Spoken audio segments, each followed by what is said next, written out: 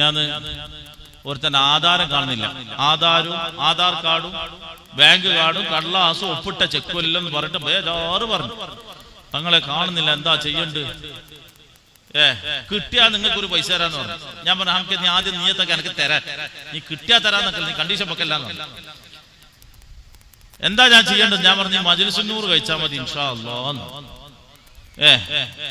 എന്നെ കൂട്ടിയിട്ട് തന്നെ കഴിക്കണം എന്ന് പറഞ്ഞു. കാരണം മറ്റു ഞാൻ അറിയൂലല്ലോ, എന്നെ കൂട്ടിയിട്ട് തന്നെ കഴിക്കണം എന്ന് പറഞ്ഞു. കാരണം മറ്റു ഞാൻ അറിയൂലല്ലോ.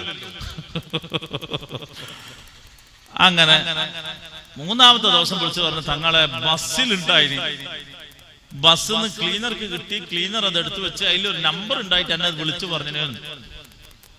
ഓ എനിക്കെന്താ കൊടുത്തനാ? ഞാൻ കൊടുത്തിന് 1000 രൂപ എനിക്ക് കൊടുത്തിരുന്നു. മതി അൽഹംദുലില്ലാഹ്. ഞാൻ പറഞ്ഞു എനക്ക് പറഞ്ഞു തന്നെ പറഞ്ഞു.